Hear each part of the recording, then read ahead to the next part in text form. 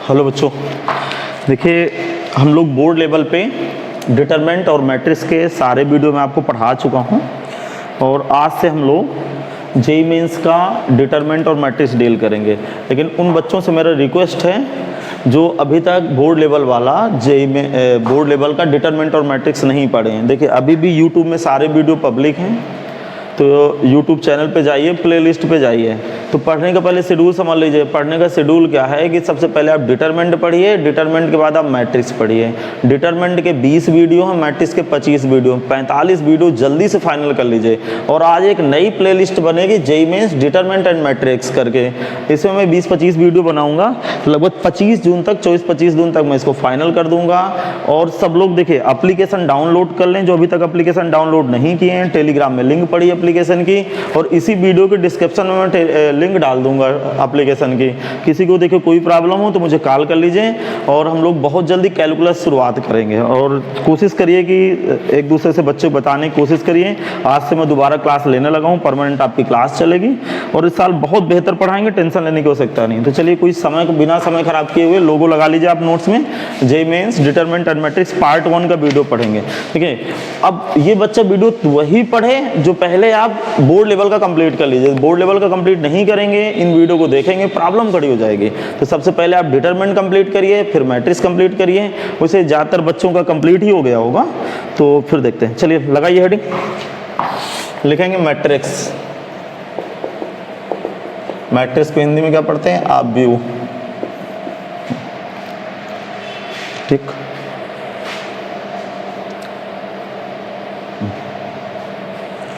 अच्छा मन, आप लोग बताओगे कि अव्यू किसे कहते हैं? किसे कहते हैं अव्यू? वर्गाकार, आयताकार दोनों हो सकता है। अव्यू एक अरेंजमेंट है, अवयवों को व्यवस्थित करने की क्रिया है, जबकि सारणी क्या है? उसका मान है। अर्थात इसका मतलब देखो, बिल्कुल मैं शॉर्ट कट के लिखूंगा। लिखें, देखो अव्यू को लिखिए नंबर 1 पे। अव्यू को या ऐसा चिन्ह बनाइए या ऐसे व्यक्त करते हैं, से व्यक्त करते हैं, व्यक्त करते हैं। देखो सारे स्टूडेंट दोबारा सब चीज़ें डिनोशन लिख लीजिएगा। माना कि हम सब लोग लिख चुके हैं एक बार बोर्ड लेवल की पढ़ाई पे, लेकिन दोबारा आप लिख लीजिएगा, क्योंकि आप देखिए कहीं कंपटीशन की तैयारी करेंगे, कुछ करेंगे। मेरा एक ही उद्देश्य है कि हम लोग कंपटीशन की भी तैयारी करें तो कोई प्रॉब्लम नहीं होने वाली, क्योंकि इस साल देखिए हमारे पास समय भी बहुत है, परीक्षाएँ फिर लेट होनी है। लिख गया। दूसरी चीज़, इसको ज़रा ध्यान से सुनिएगा। अव्यू को कैपिटल ए से या अंग्रेजी वर्णमाला की कैपिटल लेटर से नोट करते, इतना तो सब लोगों को पता होगा, ठीक। इसके अंदर इस तरह का जो डिब्बा होता है, अब नई बात देखिए, जैसे बोर्ड लेवल में आप नहीं देखोगे इस तरह का डिब्बा। इस तरह का डिब्बा था, छोटा ब्रैकेट बना हो तो भी आज से आप अव्यू समझोगे इसको। इसके अंदर कुछ ऐसा लिखा होता है, AIJ लिखा होता है कि नहीं, और ये M क्रॉस N, अर्थात इसका आर्डर है। अच्छा जरा दिमाग लगाइए, ए क्या है पता है आपको? अवयव है। क्यों भाई? ये अवयव है। और ये आई क्या है? कोई बताएगा आई क्या है? नहीं, नंबर ऑफ रो तो यम हो गई ना, अर्थात ये रो को रिप्रेजेंट करता है। किसको? रो को। और ये कॉलम। लिख लीजिए।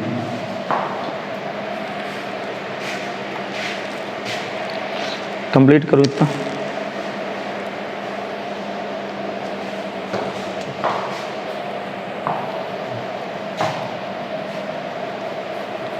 आई रो को व्यक्त करता है और जे कॉलम को व्यक्त करते हैं, इतना सबको पता होगा। ए अवयव है। अच्छा यम क्या है बताओ? अच्छा यम क्या है? M number of row, number of row. N क्या है? Number of column. कंप्लीट। अब सुनिए, आगे की कहानी पकड़िए। इसमें मैं नोट करके कुछ बातें लिखा रहा हूं, दिमाग लगाना, नोट करना। बोलो।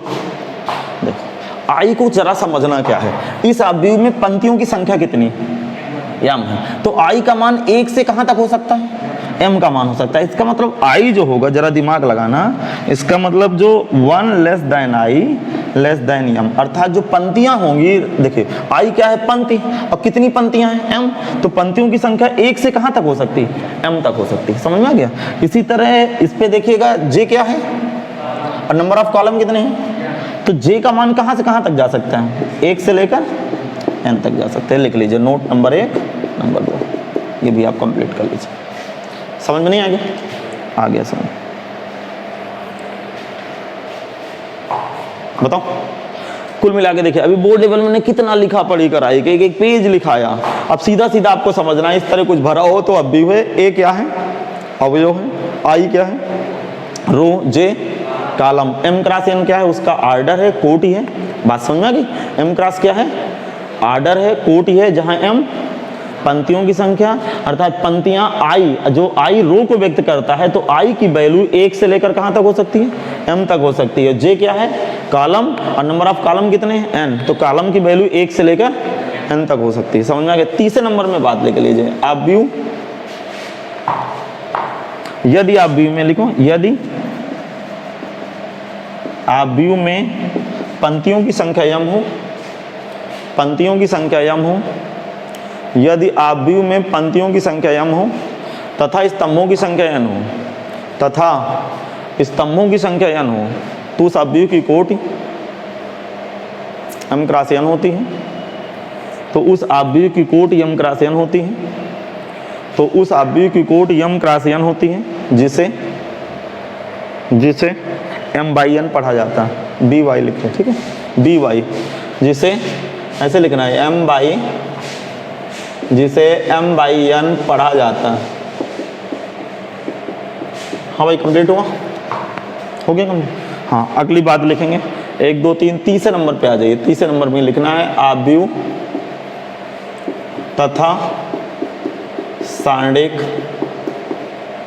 में अंतर। लगाओ हेडिंग, आव्यूह तथा सारणिक में अंतर लगाइए।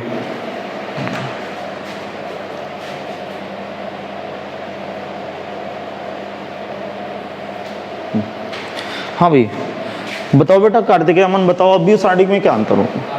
हाँ, आव्यूह वर्गाकार आयताकार दोनों होता है, जबकि सारणिक हमेशा वर्गाकार होता है। ये तो सही बात है, लेकिन दूसरी एक सॉलिड बात बोलिए, आव्यूह हमेशा अवयवों का अरेंजमेंट है, जबकि सारणिक उसका मान है। लिख लीजिए, आव्यूह संख्याओं का अरेंजमेंट है, आव्यूह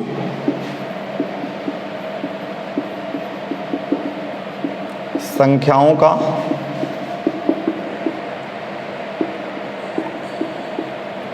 अरेंजमेंट है, जबकि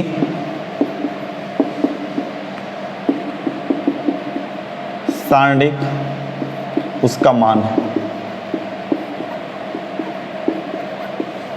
ठीक, इसके अंदर पार्ट बना लो, ये भी दूसरे नंबर पे लिखो, आव्यूह आयताकार तथा वर्गाकार दोनों हो सकता है।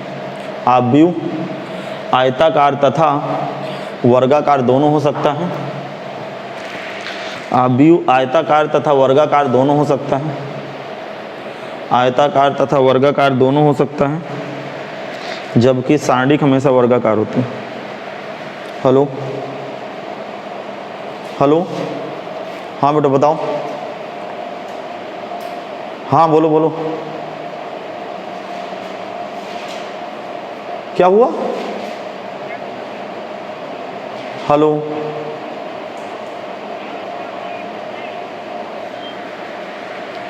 लिख गया भैया आपका?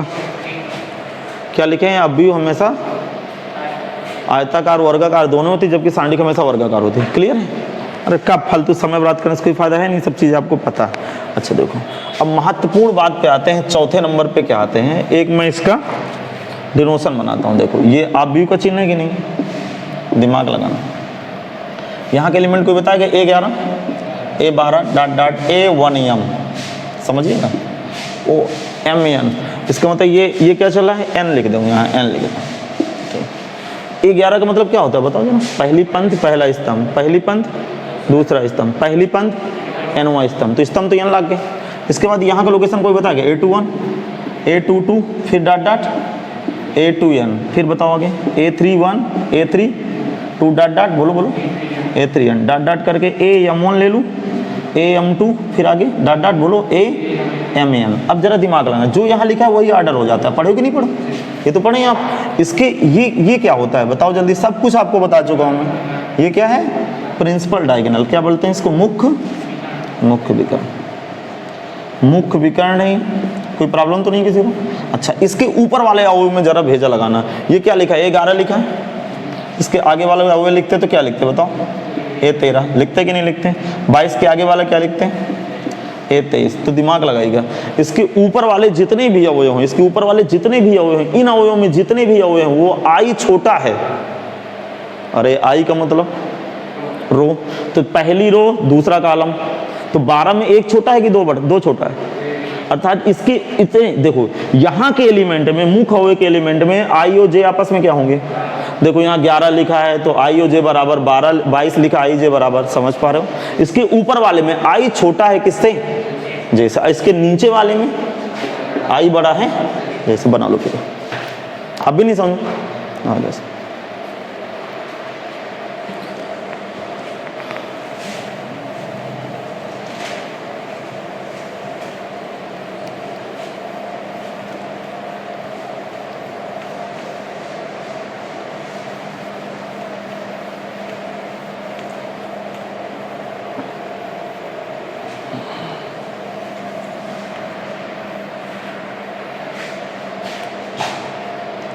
बन गया फिगर?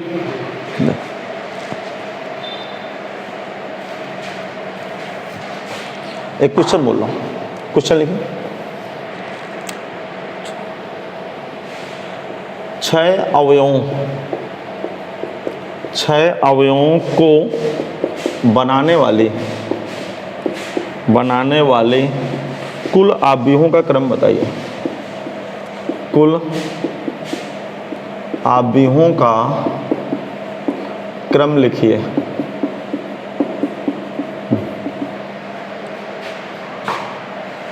चलो क्या लिखें? यदि किसी अवयव में 6 एलिमेंट हैं तो उसका ऑर्डर लिखना। कैसे लिखोगे बताओ? ऐसे सवाल हो चुके हैं एनसीईआरटी। हाँ, क्या होगा? 1 क्रॉस 6 अगला, 2 क्रॉस 3 अगला, 3 क्रॉस 2 अगला, 6 क्रॉस 1। इसका मतलब कितने अवयव बना सकते हो? भिन्न भिन्न अलग अलग कितने अवयव बना सकते हो? 4 लिखेंगे। अतः नहीं समझ में? अतः 4 प्रकार के विभिन्न अवयव बनाए जा सकते हैं। ठीक, आगे सुन। चलिए आगे की बात बढ़ाते हैं। अगला क्वेश्चन लिखो। अगले क्वेश्चन पे लिखेंगे, यदि Aij बराबर मॉड 1 माइनस का 2j कैप डिवाइड बाई 2 हो तो 3 क्रॉस 2 क्रम का मैट्रिक्स लिखें। 3 क्रॉस 2 का मैट्रिक्स लिखें। 3 क्रॉस 2 की मैट्रिक्स बनाना है आपको भाई।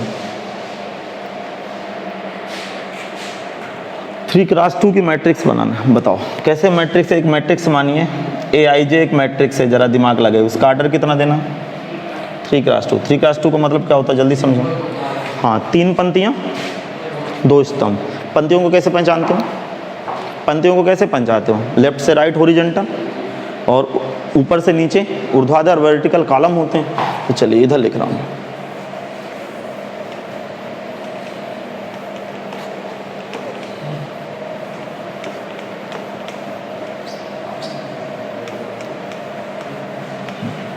चलो बताओ कैसे लिखें कैपिटल A बराबर? बताओ जल्दी बताओ। A11 A12 कॉलम कितने रखने?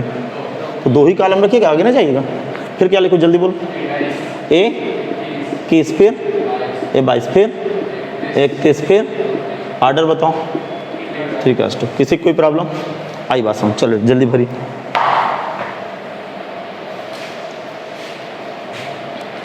देखिए सब लोग एप्लीकेशन जरूर डाउनलोड कर लें। 1 जुलाई से एप्लीकेशन से ही क्लास चलेगी। सारा मटेरियल आपको एप्लीकेशन में मिलेगा। अभी से बता दे रहा हूँ। अब जरा दिमाग लगाइए, आपके पास Aij कितना है? Aij कितना है आपके पास? Aij बराबर कितना है? मॉड 1 माइनस 2j कैप कैसे लगा दिया है? वेक्टर की याद आ गई। 2j डिवाइड बाई 2j, देखो बराबर 2j डिवाइड बाई 2, समझ में आ गया। चलो A11 कितना होगा, A11 कितना होगा, 1 माइनस j की जगह 1 डालना, तो कितना आएगा, माइनस एक आएगा ऊपर, -1/2 है क्या, हाँ 1 माइनस का 1/2, टोटल कितना है 1/2। A12 बताओ कितना है, यहाँ 12 डालूँ, देखना देखो करना, 2 2 4, 1 -3/2 प्लस 3/2, 21 डालो, 21 डालूंगा तो अरे कुछ फर्क ही नहीं आएगा ना, 21 डालने में कहाँ कुछ फर्क है, क्या हुआ 1/2, 22 में भी 1/2 आएगा, नहीं 22 में नहीं है, 21 में कितना आएगा 1/22 में, देखो 22 में यहाँ 2 डालूंगा तो 3/2, फिर 31 कितना आएगा 1/32, 3 वैल्यू भर ले आता, कैपिटल A इक्वल टू कितना है 1/2, 1/2 के बाद ये कितना 3/2, फिर सेम वैल्यू आ गई क्या इसकी, चलो देखो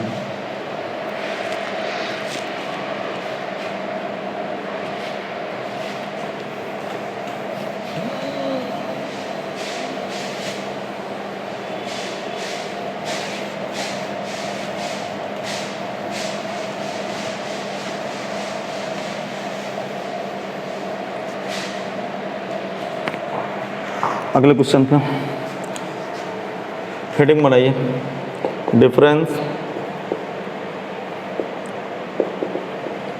डिफरेंट टाइप ऑफ मैट्रिक्स, अवयवों के प्रकार,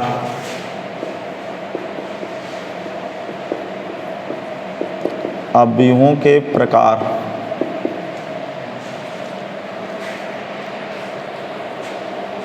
देखिए आज सब कुछ पढ़ चुके हो आप, थोड़ा थोड़ा रिवाइज कराना है। ठीक, नंबर 1 में देखें, लिखो अच्छा रो मैट्रिक्स, पंक्ति अवयव। देखो अब पंक्ति अवयव की परिभाषा बताओ, जिस अवयव में केवल एक पंक्ति, ठीक। तो अब इस तरह शॉर्टकट में लिखेंगे, अब बकवास नहीं करेंगे। यदि कैपिटल A बराबर, देखना दिमाग लगाना है, Aij बराबर m क्रॉस n, और दिमाग लगाना, और यम क्या है, m पंक्तियों की संख्या, और यम बराबर क्या हो 1 हो, तो वह अवयव, लिख डालो, नहीं आया समझ, तो वह अवयव पंक्ति अवयव कहलाएगा, बात खत्म। अच्छा इसकी फोटो देख लीजिए, कुछ इस तरह फोटो आएगी इसकी, जैसे 1 2 3, इसका कोई ऑर्डर पूछे तो एक पंक्ति है 3 स्तंभ है, तो यम की जगह 1 भरा होगा, ध्यान रखना, आगे समझ। तो 100% यम की जगह 1 होगा, जब यम की जगह 1 हो तो आप तुरंत समझ जाएंगे पंक्ति अवयव है।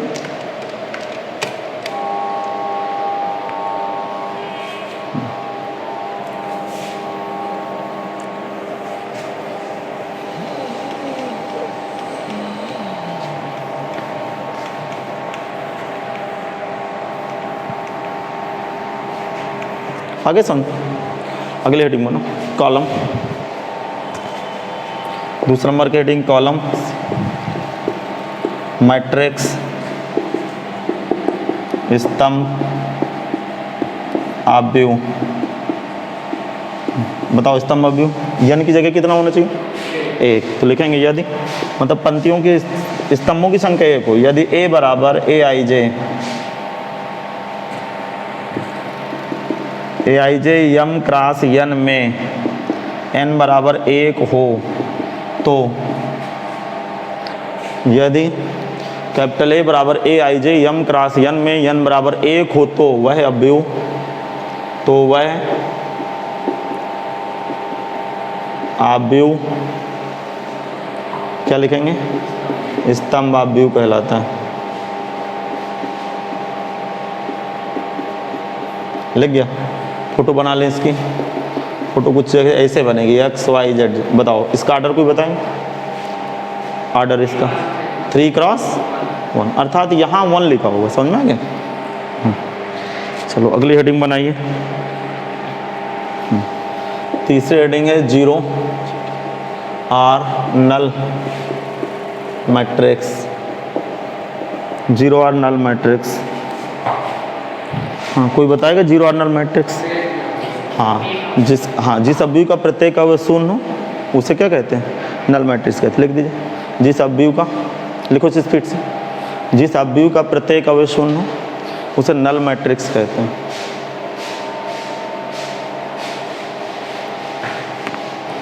जिस अवयव का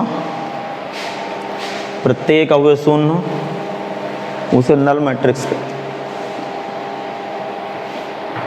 जिस अवयव का प्रत्येक अवयव शून्य हो उसे नल मैट्रिक्स कहते हैं। देखो जैसे मैं एग्जाम्पल दे रहा हूँ, देखो कैपिटल ए बराबर, खोपड़ी लगाना 0 0 0 0, आर्डर कितना है 2x2, है नल मैट्रिक्स।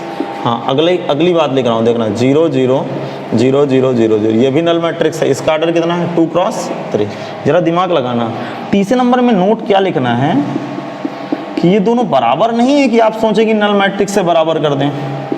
ये सब आप बोर्ड लेवल की बातें पढ़ चुके हैं, बिल्कुल बराबर नहीं है, दोनों नल मैट्रिक्स तो हैं, लेकिन इसका आर्डर क्या है 2x2, इसका आर्डर तो does not equal. Null matrix होते हुए दोनों आपस में इक्वलेट नहीं है। क्यों इक्वलेट नहीं है? कि दो मैट्रिक्स आपस में इक्वलिटी कब होती है? जब दोनों का आर्डर सेम। ये ध्यान रखें, नहीं आया समझ? आ गया सर। तो छोटी छोटी बातें आपको पकड़ के चलना है। अगली हेडिंग लगाओ, चौथी।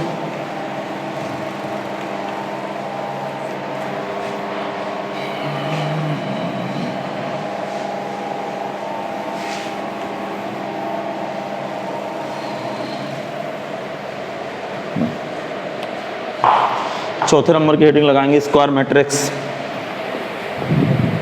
स्क्वायर मैट्रिक्स वर्ग अवयव, जिस अवयव में, लिख डालो स्पीड से, ऐसे लिखो, ऐसे बता रहा हूँ। यदि कैपिटल ए बराबर, ऐसे शॉर्टकट में लिखा करो अब, Aij में m क्रॉस n में m बराबर n हो तो वह अवयव, समझ गए ना बेटा? तो वह अवयव वर्ग अवयव कहलाएगा। वर्ग अवयव होता है, अवयव होता है। समझ आ रहा है नहीं आ रहा समझ? ठीक, चलो ये बात भी क्लियर हो गई कि वर्ग अवयव होता है। आगे बात समझते हैं। अब वर्ग अवयव देखो अपने पत्ते खोलता है, अपने प्रकार खोलता है वर्ग अवयव। कैसे अपने प्रकार खोलता है वर्ग अवयव, मैं आपको बताने की कोशिश करता हूँ। ठीक, हाँ देखो, बोलो तो देखो हेडिंग बना लीजिए। ये कौन सी हेडिंग थी? चौथा, पांचवा, वर्ग अवयव के प्रकार। ठीक, इसका भी देखो एक मैं डायग्राम बनाता हूँ। ठीक, अब वर्ग अवयव से यहाँ से कंडीशन शुरू हो जाएगी। अब दिमाग लगाना। ठीक, अच्छा ये तो नहीं लग रहा कि सब कुछ पढ़ा हुआ है, ऐसा अभी कुछ नहीं पढ़ा हुआ है। अभी देखो कितने बड़े बड़े सवाल बनेंगे। स्क्वायर मैट्रिक्स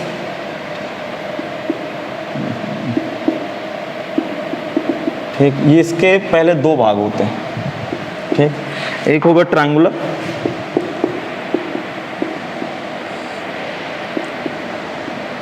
ट्रायंगुलर मैट्रिक्स, एक होता है डायगोनल।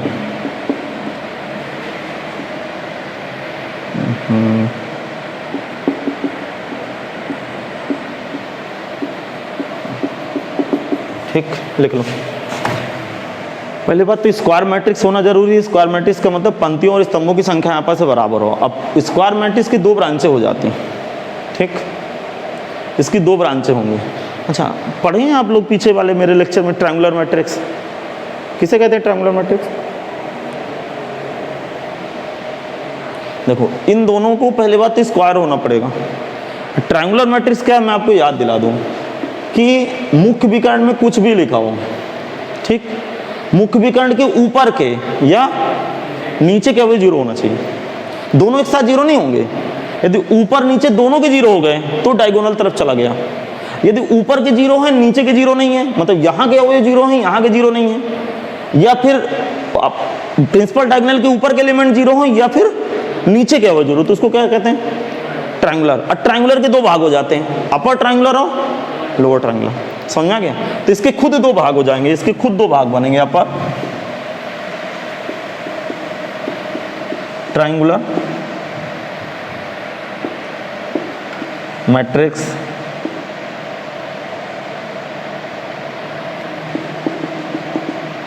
लोअर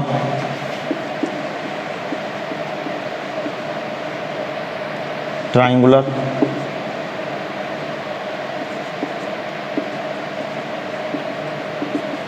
इसके भी दो भाग हो जाएंगे। सबकी फोटो बना देता हूँ। अच्छा, मैं ट्रायंगुलर को ऐसे लिख दिया, समझ गए ना? त्रिभुज के ऊपर LR लिख दीजिए, ट्रायंगुलर पढ़ा जाता है। इसके दो भाग कौन कौन से होते हैं? स्केलर और यूनिट। क्या लिखेंगे? स्केलर और यूनिट। हाँ, इंग्लिश में बता दूं क्या? हिंदी में लिख दूं क्या? बोले दे रहा हूँ। वर्ग अवयव ये तो समझ में आ गया। ये विकर्ण अवयव, डायगोनल को क्या पढ़ते हैं? विकर्ण अवयव। लिखना लिख लो, थोड़ा समय लगेगा। ठीक, इसको पढ़ते हैं त्रिभुज, त्रिभुज अवयव। ठीक, इसको क्या पढ़ते हैं? उच्च त्रिभुजीय अवयव, और ये निम्न। स्केलर अदिश अवयव, ये क्या है? इकाई अवयव। ये है इकाई अवयव, और ये क्या है? आदेश, आदेश अवयव, ये उच्च। अब देखो इसकी फोटो देखना, दिमाग लगाना। इसकी फोटो ये है कि प्रिंसिपल डायगोनल में, चलो ये एलिमेंट लिख गए। अपर ट्रायंगुलर का मतलब होता है नीचे वाले एलिमेंट क्या हों? नीचे वाले एलिमेंट जीरो होने चाहिए। नीचे वाले एलिमेंट क्या हों? और ऊपर कुछ भी भरा हो चल जाएगा, नहीं आया समझ। और लोअर ट्रायंगुलर का मतलब क्या होता है? उल्टा चलता है। हाँ, जैसे 1 2 3, यहाँ भी कुछ भर दूँ मैं x y z a, लेकिन ऊपर वाले हो जीरो होना चाहिए। ठीक, आप देखिए जरा दिमाग लगाइए।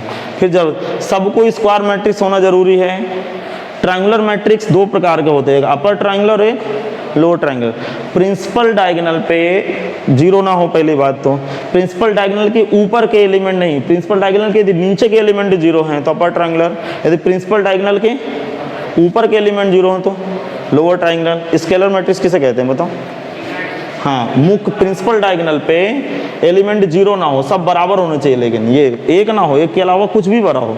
ठीक है, अब बाकी क्या हो? बाकी क्या हो? जीरो। याद आया? यूनिट में क्या होता है, कोई बताएगा? प्रिंसिपल डायगोनल में एक, बाकी सबके जीरो। बना लो। सब कुछ मैं पढ़ा चुका हूँ आपको बोर्ड लेवल के सिलेबस पे, तो दोबारा पढ़ा रहे हैं, थोड़ा थोड़ा रिवीजन करा रहे हैं, सब चीज़ जरूरत पड़ेगी अभी।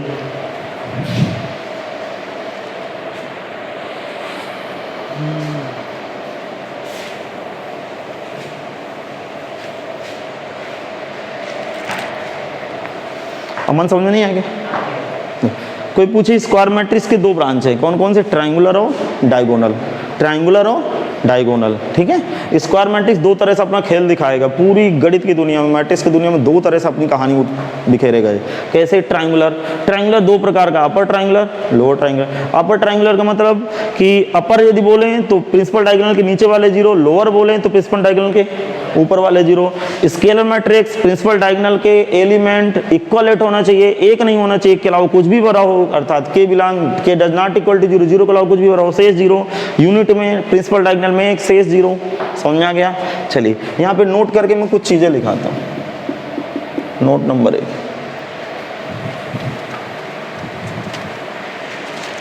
एक मिनट पहले नोट लिख लेंगे क्या? नोट एक मिनट। डायगोनल मैट्रिक्स के विषय में पहले समझा दो। लिखेंगे डायगोनल मैट्रिक्स।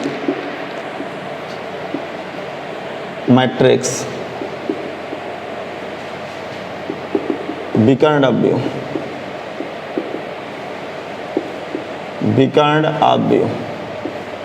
आज मैं थोड़ा सा कंफर्टेबल नहीं लग रहा है, एक आध दिन में आ जाएगा माहौल। डायगोनल मैट्रिक्स देखिए क्या होता है, आप जरा दिमाग लगाइए, थोड़ा सा दिमाग लगाइएगा। बोलो।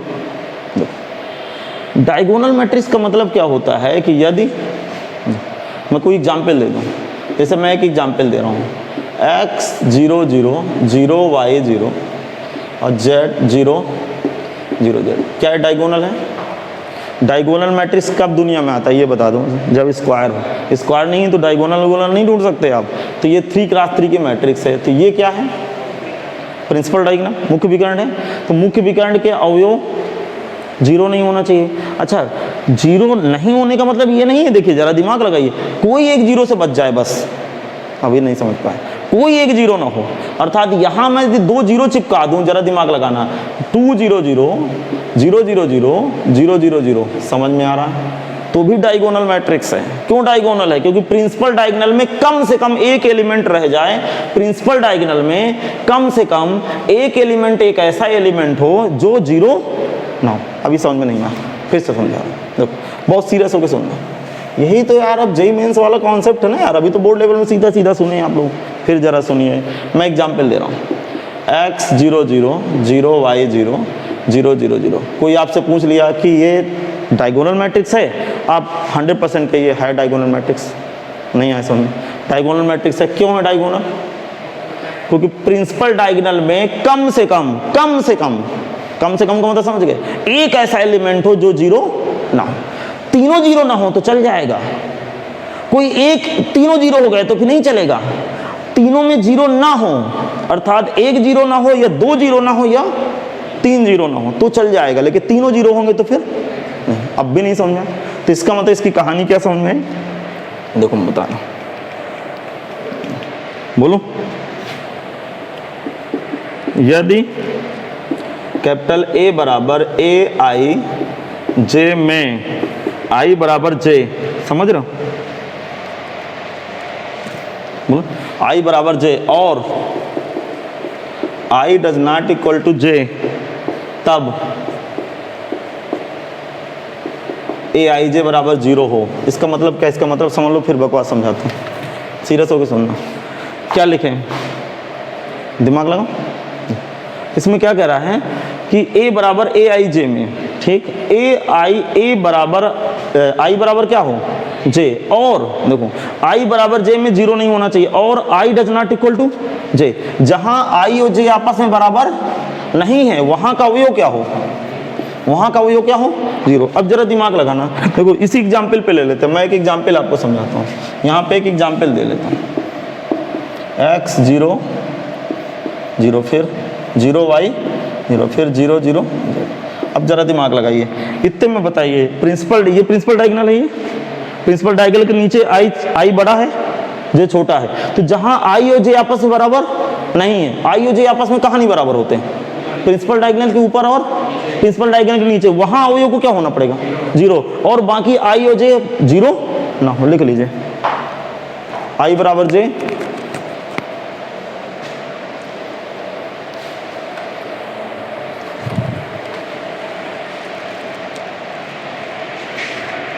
ये बात समझ में नहीं आई क्या? नहीं आई समझ में? अभी समझाता हूं, परेशान नहीं।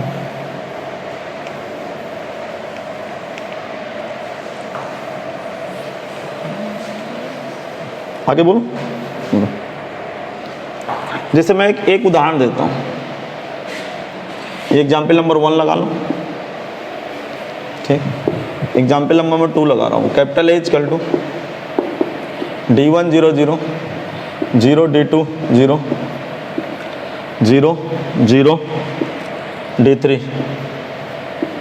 बताओ इसका ऑर्डर बताओगे? 3 क्रॉस पता। अब जरा दिमाग लगाना, इसको हम लोग आज से ऐसे पढ़ेंगे,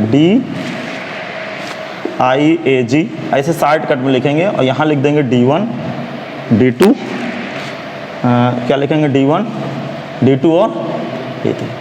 ऐसा लिखा हो तो आप तुरंत समझ जाएं कि ये डायगोनल मैट्रिक्स की चर्चा कर रहा, नहीं आप धोखा खा जाओगे सवाल लगाते समय। इसका डिनोशन आप समझें। सबसे इंपॉर्टेंट बात है कि आप डिनोशन कैसे समझ रहे हो। डिनोशन नहीं समझोगे तो प्रॉब्लम खड़ी हो जाएगी। देखो इन वीडियो को पढ़ने के पहले आप बोर्ड लेवल के डिटरमिनेंट मैट्रिक्स कंप्लीट करें प्लेलिस्ट में जाके, तब जाके समझ में आएगा। हाँ तो ये बताओ भैया आप लोग इसको कैसे लिखोगे? कैपिटल A बराबर, इसको कैसे लिखोगे? इसको DIAG डायगोनल क्या लिखोगे? X Y J। आ गया समझ? अब देख, अब मैं कुछ महत्वपूर्ण बात बताऊं, हटा दूं इनको, सुनना ध्यान से सुनना तब मजा आएगी। बोलो, देखो नोट करके लिखिए, नोट नंबर 1,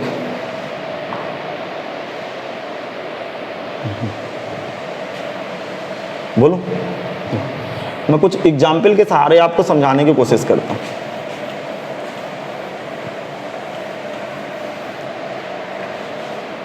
बोलो, दिमाग लगाना है। ये एक मैट्रिक्स है, Aij एक मैट्रिक्स है जिसका ऑर्डर मैं m क्रॉस m लिख दिया हूँ। m क्रॉस m लिखने का मतलब क्या हुआ, पंक्तियों और स्तंभों की संख्या आपस में कौन सा भी हुआ, स्क्वायर हुआ। स्क्वायर हुआ तो डायगोनल मैट्रिक्स की चर्चा कर सकते मैं, ठीक है। Aij, ठीक, अभी लिखा रहा हूँ Aij, कम से कम ऐसे लिख दूँ, ठीक। मैं कम से कम अभी समझाता हूँ, कम से कम Aij does not equal to 0 जहाँ I बराबर j। देखो ये लिखा क्या है, इसका मतलब समझना। देखो ये छोटी सी कहानी आपको इतना कुछ कह के चली जाती है दिमाग में कि बहुत सारी बातें कह के चली जाती हैं। अभी किसी स्टूडेंट को जल्दी क्लिक नहीं किया होगा कि मैं क्या बकवास लिख दिया हूँ, अब ध्यान सुनेंगे तो समझ में आ जाएगा। देखो मैं एग्जाम्पल दे रहा हूँ, क्या लिखा है कि ये कोई मैट्रिक्स है Aij, जहाँ I क्या है, रो, j column, m cross m का मतलब वर्गव्य। एक ऐसा वर्गव्य जिसमें कम से कम Aij does not equal to 0 जहां I बराबर j कहाँ होता है, प्रिंसिपल डायगोनल पे। तो प्रिंसिपल डायगोनल में कम से कम एक ऐसा एलिमेंट हो जो 0 ना, नहीं समझ में आया, आ गया समझ में? फिर समझना क्या लिखे हैं, कैपिटल A बराबर Aij m क्रॉस m में, अर्थात इस अवयव में कम से कम एक अवयव, ये अवयव पूरा, ये क्या है अवयव, कम से कम एक अवयव, कम से कम एक अवयव 0 ना हो जहां I बराबर j। इसका मतलब देखो 1 0 0, 1 के बजाय यहाँ 2 लिखे दे रहा हूँ, 0 0 0 0 0 0। कोई पूछे तो इसको आप क्या बताएंगे, विकर्ण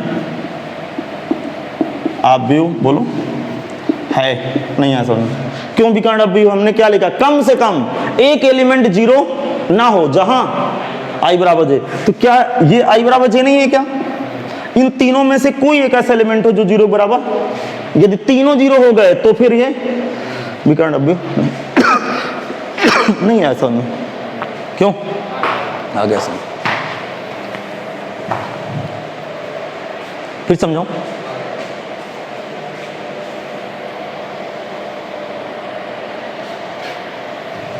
अच्छा कोई एग्जाम्पल और बताओगे आप लोग, बताना आप लोग। 2 0 0 0 3 0 0 0 0 क्या विकर्ण अवयव है विकर्ण अवयव लिख दीजिए, विकर्ण अवयव है। एग्जाम्पल में 3 लगाइए, 0 0 x y 0 0, हाँ विकर्ण है। अरे देखो भांग पी लिए,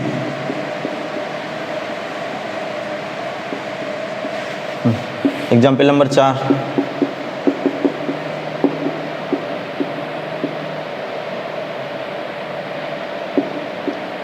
है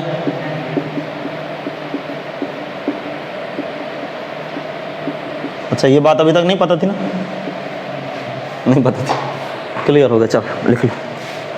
कुल मिला के मैंने क्या लिखा, कम से कम एक अवयव।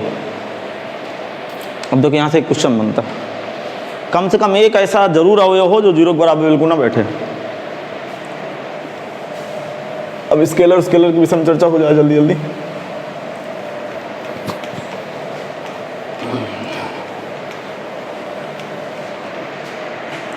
बोलो, लगा दो हेडिंग, स्केलर मैट्रिक्स। अगली हेडिंग लगाइए, मैट्रिक्स आदेश अवयव।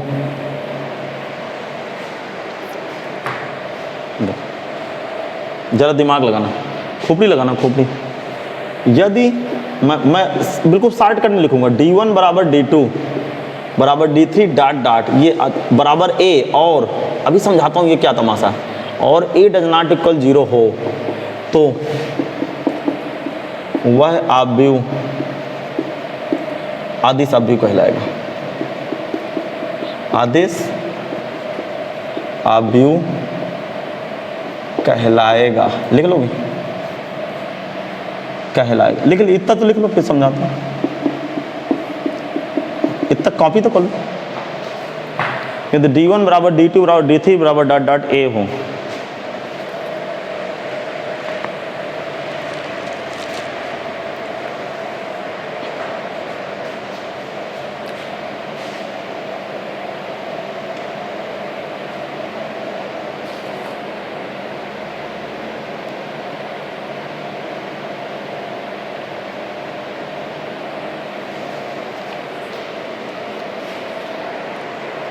समझना भाई।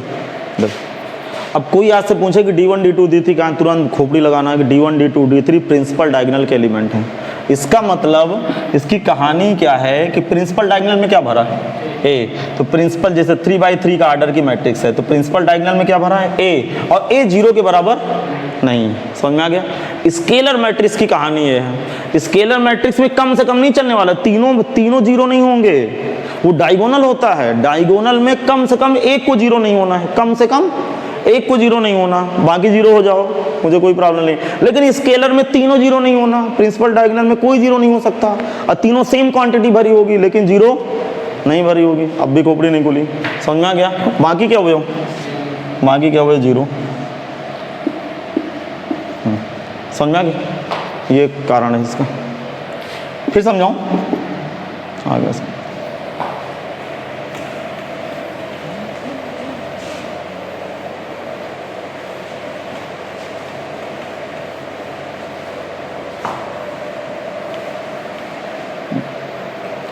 चलो आगे बढ़ाओ गाड़ी।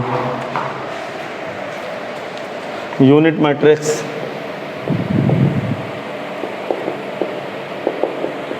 इकाई आव्यूह, कैसे क्या लिखोगे? क्या यदि बोलो D1 बराबर D2 बराबर D3 डॉट डॉट किसके बराबर हो? 1। ठीक है। और ये केस नहीं लिखेंगे A does not equal to 0। Scalar matrix का मतलब होता है प्रिंसिपल डायगोनल में तीनों एलिमेंट बराबर भरे हो, किंतु ना तो 1 हो ना तो 0। 1 भर दोगे तो फिर यूनिट हो जाएगा। यहाँ पे आप 1 ही डालोगे तो वह आव्यूह, तो वह आव्यूह इकाई आव्यूह कहलाता है। एक बना लीजिए। अच्छा, थोड़ा सा और लिख दीजिए, जिसे आई या आई एन से व्यक्त करते हैं। जिसे आई या लिख दीजिए, जिसे आई या आई एन से व्यक्त करते हैं, जहाँ एन आव्यूह की कोटि है, जहाँ एन आव्यूह की कोटि है, जहाँ एन आव्यूह की कोटि है। क्या बात लिख गई? अच्छा दिमाग लगाना। मैं एक उदाहरण दूँ, ठीक। 1 0 0 0 1 0 0 0 1 क्या इकाई आव्यूह है? लेकिन इसका आर्डर कितना है? इसका नाम I3। आ गया सब? ठीक। ये इसका कहानी साफ हो गई इसकी। ये शॉर्टकट में लिखाना तो समझ में आ जाता है ना? क्यों समझ में आ जाता है? क्योंकि आव्यूह एक बार आप पढ़ चुके हो।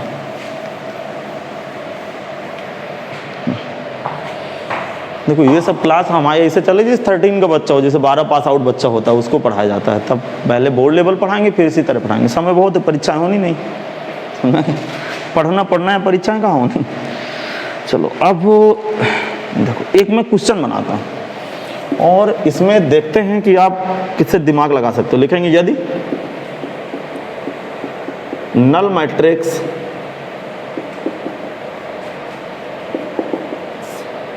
एक वर्ग आव्यूह है,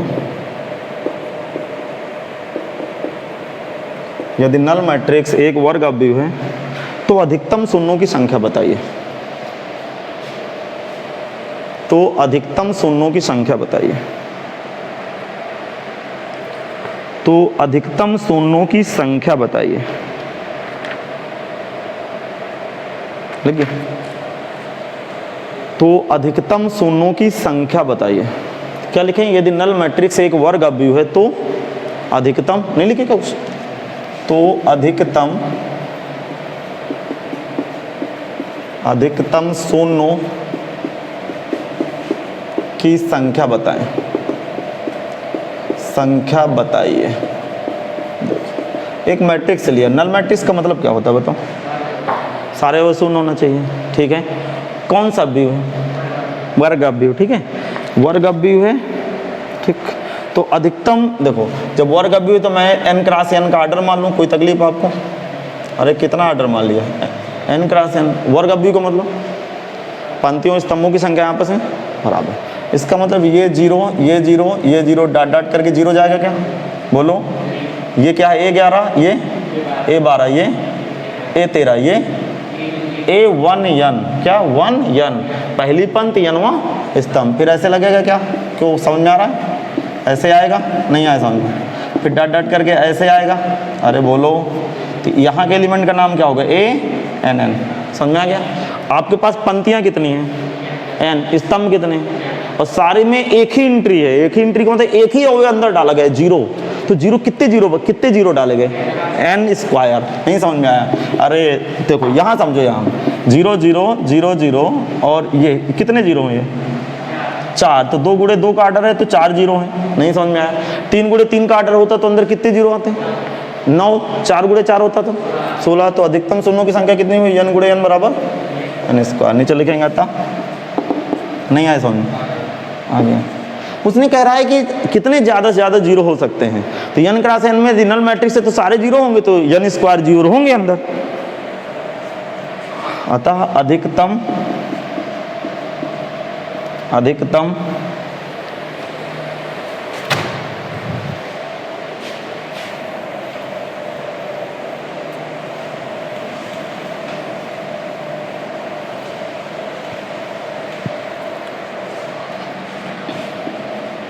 शून्यों की संख्या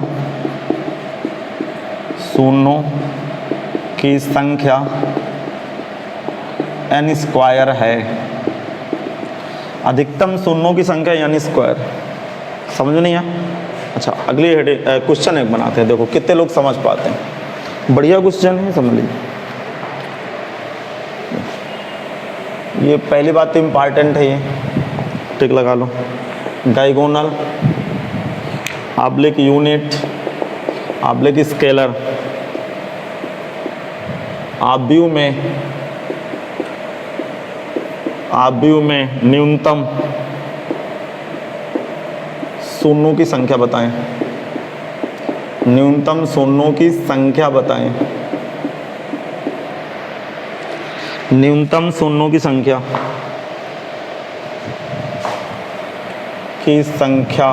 बताइए। देखो ऐसे क्वेश्चन आते हैं जेईई मेंस में। न्यूनतम का मतलब कम से कम कितने जीरो होने चाहिए। अच्छा दिमाग लगाना, अब अपनी पूरी खोपड़ी लगा देना भाई सब लोग, ठीक है? मैं तो खोपड़ी लगा ही रहा हूँ, राइट है, एंटीना खड़ा है बिल्कुल। अच्छा देखते हैं, दिमाग लगाना। डायगोनल मैट्रिक्स, ये रफ कार्य कर रहा हूँ, आप लिखे नहीं। डायगोनल मैट्रिक्स का मतलब क्या होता है? हाँ, मतलब प्रिंसिपल डायगोनल पे जैसे 2x2 का 3x3 का एक मैं आर्डर लिख रहा हूँ, समझा? सब में 3x3 के आर्डर से मैं समझाने की कोशिश कर रहा हूँ। कोई दिक्कत?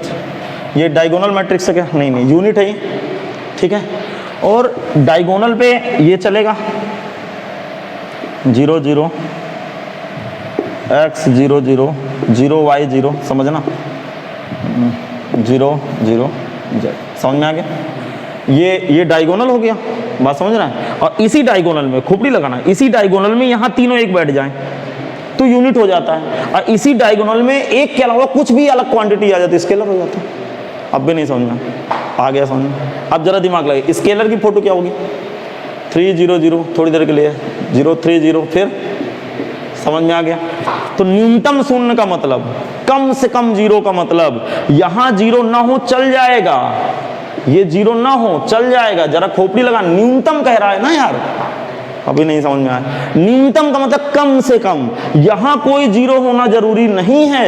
न्यूनतम में खोपड़ी लगाइएगा, न्यूनतम में यहां जीरो होना जरूरी नहीं है, लेकिन प्रिंसिपल डायगोनल के ऊपर और प्रिंसिपल डायगोनल के नीचे जीरो होना जरूरी है। इससे कम जीरो चलने वाले नहीं है।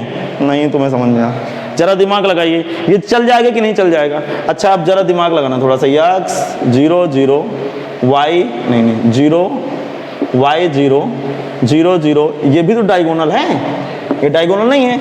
अब बताइए इसमें कितने जीरो, 1 2 3 4 5 6 है ना भाई, 6। इसमें कितने हैं, एक कम हो गया बराबर, कितने जीरो इसमें,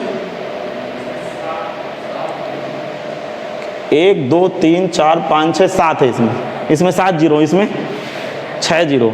तो क्या 6 से कम भी हो सकते हैं क्या जीरो, बोलो। 6 से कम नहीं हो सकते जीरो, 6 से ज्यादा हो सकते हैं, समझ में आ गया। तो लेकिन इस पे न्यूनतम की बात हो रही है। अब जरा खोपड़ी लगाना इसका, फिर से समझाऊंगा, आ गया समझ। न्यूनतम जीरो का मतलब क्या हुआ कि प्रिंसिपल डायगोनल पे, यहां पे जरा दिमाग लगाना, यहां पे जरा दिमाग लगाना। प्रिंसिपल डायगोनल में कोई, देखो प्रिंसिपल डायगोनल होता क्या है, डायगोनल मैट्रिक्स प्रिंसिपल डायगोनल, यहां जीरो हो भी सकता है, मतलब डायगोनल मैट्रिक्स की पर्टिकुलर डायगोनल की बात कर रहा हूं, इन तीनों में से जीरो हो भी सकता है और जीरो, लेकिन कोई एक तो जीरो नहीं होगा। यदि एक जीरो हो जाएगा तो नल मैट्रिक्स की तरफ भाग जाएगा। अब भी नहीं समझ में। तो यहां पे न्यूनतम की जब बात आए कि कम से कम कितने जीरो हो उस डिब्बे के अंदर, तो ये जीरो कम से कम में जरूरी नहीं है कि इसको जीरो होना ही पड़े, लेकिन ऊपर नीचे और नीचे जीरो होंगे। अब जरा दिमाग लगाना, मैं बता रहा हूं। अमन बात समझ नहीं आई क्या, आगे समझ। देखो एक उदाहरण दे रहा हूं, खोपड़ी लगाना, जैसे कैपिटल ए बराबर, ठीक, दिमाग लगाना। ये D1 है, 0 0 0, थोड़ी देर के लिए, ठीक, और ये डाट डाट करके मैं 0 कर दिया। 3 का इतने काट ले लूँ, 4 का, फिर 0 D2 0 0, फिर 0 0 बोलो D3 0, फिर 0 0 0 D3। अब थोड़ी देर का आर्डर समझना, आप लोग दिमाग लगाना थोड़ी देर के लिए। सपोज दैट ये n क्रॉस n की मैट्रिक्स है। देखो मैंने एग्जाम्पल 4x4 का दिया है, आप फील कर लो n क्रॉस n की, क्योंकि n आर्डर पे हम खेलेंगे ना तो ज़्यादा मजा आएगी। और लिखा डायगोनल यूनिट स्केलर, ठीक है, कि आव्यूह में न्यूनतम कम से कम कितने जीरो हो सकते हैं, जबकि आर्डर n क्रॉस n का आर्डर है। तो आप मुझे बताइए, ये n क्रॉस n थोड़ी देर के लिए भूल जाइए, कितने आर्डर की मैट्रिक्स है, 4x4 की। तो डायगोनल एलिमेंट में कितने एलिमेंट है, 1 2 3 4, तो ये 4 एलिमेंट है। कितने अवयव हैं, 4 अवयव हैं। शायद ये n क्रॉस n के एलिमेंट होते तो कितने अवयव होते हैं, n अवयव होते। नहीं आया समझ में, आ गया समझ। इसके ऊपर के अवयव नीचे के अवयव बराबर होते हैं कि अलग अलग होते हैं, अरे बराबर होते हैं कि अलग अलग होते हैं, बराबर होते हैं। तो इन अवयवों को जरा दिमाग लगाइएगा, इन अवयवों को मैं x माने ले रहा हूँ। क्या माने ले रहा हूँ, x। और इन अवयवों को भी x मान लूंगा। क्यों x मानूंगा, क्योंकि दोनों आपस में क्या है, बराबर हैं। अब जरा खोपड़ी लगाना, कुल अवयवों की संख्या कितनी हो गई, कुल अवयवों की संख्या कितनी हो गई, देखो कुल अवयवों की संख्या कितनी होगी, x प्लस का n, अरे x अवयव ये हैं, n अवयव प्रिंसिपल डायगोनल में है, फिर x ऊपर है, टोटल अवयव कितने होंगे, n स्क्वायर, क्योंकि n बाई n में कितने अवयव होंगे, n स्क्वायर। अब जरा खोपड़ी लगाना, x 2x बराबर n स्क्वायर माइनस n। तो देखो 2x क्या है, देखो ऊपर के एलिमेंट कितने जीरो हैं, अरे प्रिंसिपल डायगोनल के कितने अवयव जीरो हैं, x, और प्रिंसिपल डायगोनल के नीचे x, तो x से x 2x, अर्थात किसी भी, जरा खोपड़ी लगाना, आप देखो आपको बात समझ में आई, किसी भी डायगोनल यूनिट स्केलर आव्यूह में न्यूनतम शून्यों की संख्या n square by n square minus n होती है। कहीं भी क्वेश्चन आए, अब जैसे क्या है कि 5 कोटि का एक आव्यूह है, उसमें न्यूनतम शून्यों की संख्या बताओ 5 कोटि का, तो 25 माइनस का 5 बराबर 20 जीरो होंगे। अरे आगे समझना, देखो ये कितने जीरो है नीचे, x ऊपर, यदि इतने जीरो तो होना ही पड़ेगा ना न्यूनतम, इससे कम जीरो चलेगा क्या, इससे कम जीरो होगा तो फिर कौन बात का स्केलर यूनिट, अब भी नहीं खोपड़ी खोली। तो 2x क्या है, न्यूनतम शून्यों की संख्या, लिख लो, मैं समझा रहा हूं, अब भी नहीं है समझ, आगे ये सब चीजें नहीं पढ़ाई गई आपको बोर्ड लेवल पे, कौन बवाल करे, खोपड़ी लगती, मजा आई कि नहीं आया समझ, आगे से। अब मैं एग्जाम्पल देता हूँ तो पता नहीं,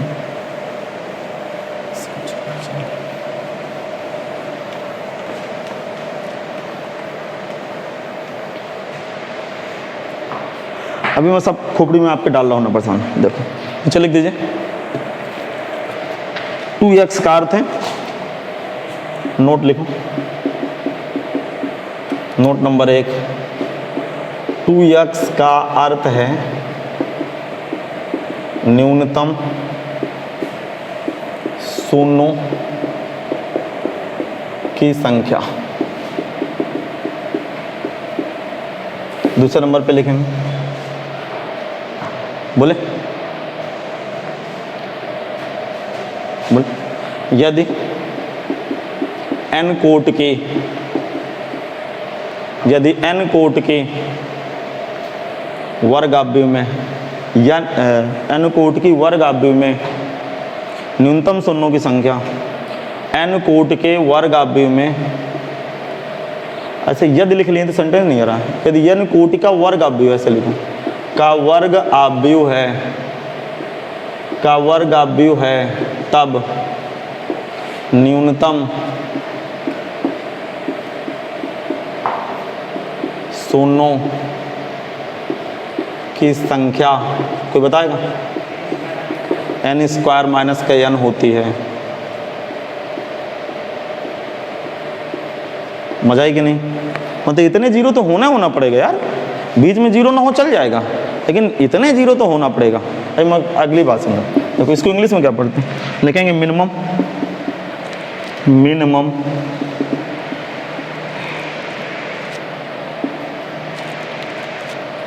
मिनिमम नंबर ऑफ साइफर पढ़ते हैं इसको इंग्लिश में, बड़ा अजीब सा शब्द है, साइफर्स बराबर n स्क्वायर माइनस n। देखो न्यूनतम शून्यों की संख्या को इंग्लिश में पढ़ते हैं minimum number of cipher. Cipher पूछे तो समझ आए न्यूनतम शून्यों की संख्या पूछ रहा हूं। अच्छा एक कोई एग्जाम्पल दीजिए, देखो एग्जाम्पल दें,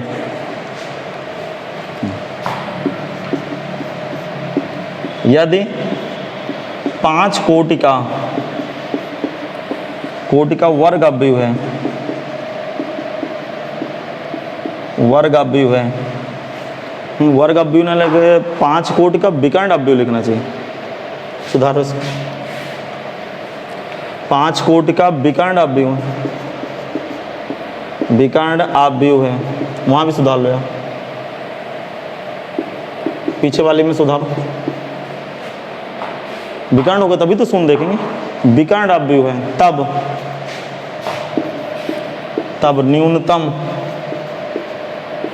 न्यूनतम शून्यों की संख्या बताओ।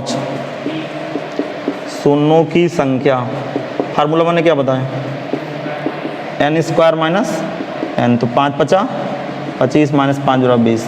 क्या ये बात आपको क्लिक कर गई? नहीं क्लिक की?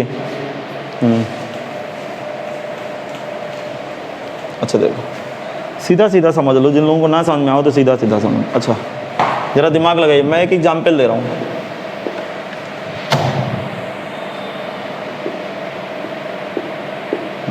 देखो लिखना नहीं,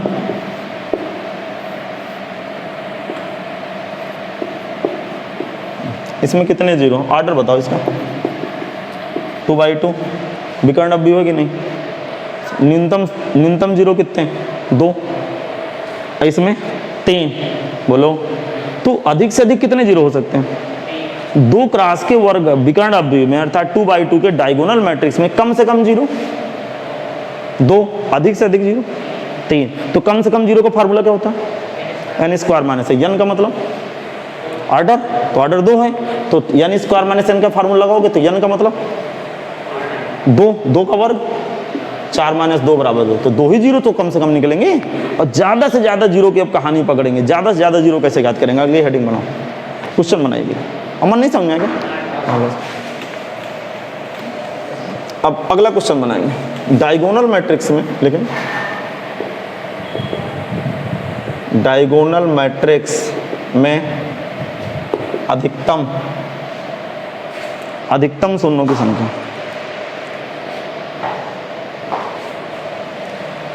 डायगोनल मैट्रिक्स में अधिकतम शून्यों की संख्या, खोपड़ी लगाना, मैं एग्जाम्पल से आपके सहारे चलूँगा, ठीक। एक मैं डायगोनल मैट्रिक्स का उदाहरण दे रहा हूँ, डायगोनल 0 x 0 0 0 y 0 0 0 0, क्या डायगोनल है कि नहीं, बोलो। ठीक, 0 0 0 0 y 0 0 0 0 डायगोनल है कि नहीं, बोलो। अरे डायगोनल है कि नहीं, विकर्ण, रुक गया क्या, नहीं ये क्या हो गया,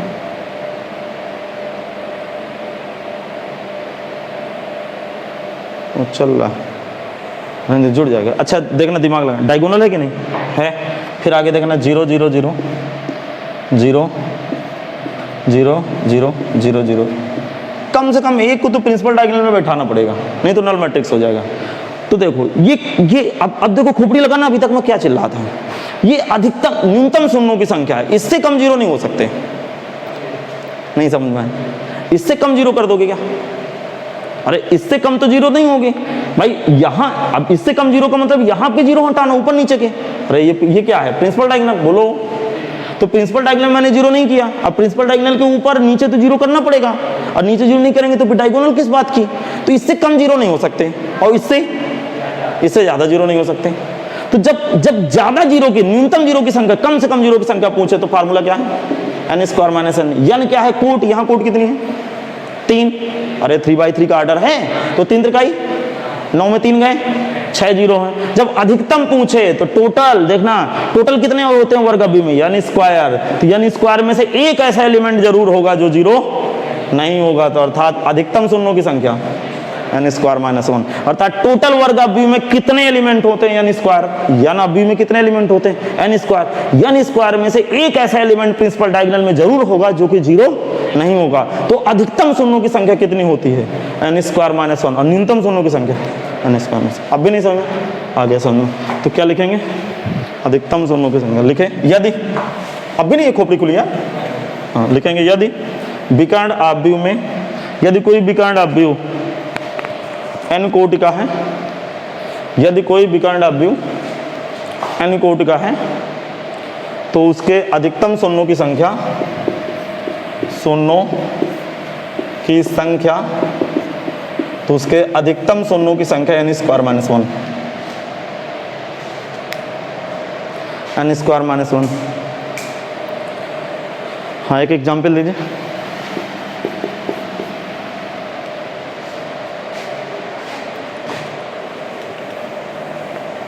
बात तो लगता है दिमाग में आई नहीं, आ गई, बढ़िया ही काम चला वही, बढ़िया आ गई। क्वेश्चन बोल रहा हूँ मैं, ठीक, एग्जाम्पल लिखते हैं, यदि 5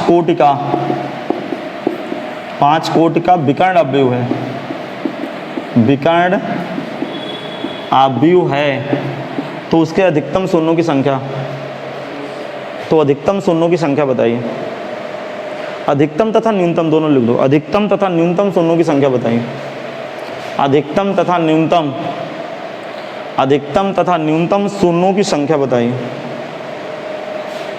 अधिकतम तथा न्यूनतम शून्यों की संख्या बताइए, अधिकतम तथा न्यूनतम शून्यों की संख्या बताइए, बताइए न्यूनतम शून्यों की संख्या कितनी होगी, न्यूनतम शून्यों की संख्या, शून्यों की संख्या n स्क्वायर माइनस n का मतलब 25 माइनस 5 बराबर 20, अधिकतम शून्यों की संख्या, शून्यों की संख्या n स्क्वायर माइनस 1, ये कितना होगा 25 माइनस 1 बराबर 24। क्या समझ में आ गया? अच्छा अब एक बात और सुन लीजिए, देखो बोलो नोट क्या लिखना है, बात बहुत सीरियस, ध्यान से सुनना मैं क्या कर रहा हूँ। इसके लिए, इसके कहानी के लिए, इन तीनों के लिए जब भी सवाल बनेगा तो न्यूनतम ही पूछेगा, अधिकतम नहीं पूछेगा। अधिकतम क्यों नहीं पूछेगा?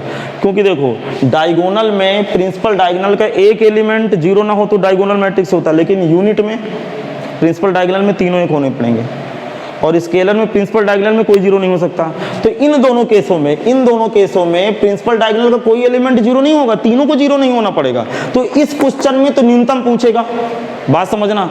और जब भी डायगोनल की बात आएगी तो दोनों तरह पूछ सकता है, न्यूनतम और अधिकतम। और यूनिट और स्केलर में कभी भी अधिकतम नहीं पूछेगा, क्या पूछेगा? न्यूनतम, क्योंकि अधिकतम होते नहीं उसमें, नहीं समझे आप? क्योंकि स्केलर, यूनिट और स्केलर में प्रिंसिपल डायगोनल में तो कुछ ना कुछ तो भरना ही पड़ेगा, तो इसमें अधिकतम कैसे आ जाएगा? इसमें अधिकतम तो आ ही नहीं सकता, इसके ऊपर जीरो और नीचे जीरो मजबूरी है। तो इसका मतलब कि यूनिट और स्केलर में हमेशा न्यूनतम शून्यों की संख्या पूछेगा और डायगोनल में अधिकतम और न्यूनतम दोनों पूछ सकता है। तो लिख दीजिए नोट नंबर 1, स्केलर और यूनिट मैट्रिक्स में हमेशा न्यूनतम शून्यों की संख्या पूछी जाती है। स्केलर तथा यूनिट मैट्रिक्स में हमेशा न्यूनतम शून्यों की संख्या पूछी जाती है, हमेशा न्यूनतम शून्यों की संख्या पूछी जाती है, हमेशा न्यूनतम शून्यों की संख्या पूछी जाती है। दूसरे नंबर पे लिखो, डायगोनल मैट्रिक्स में मतलब विकर्ण अपव्यू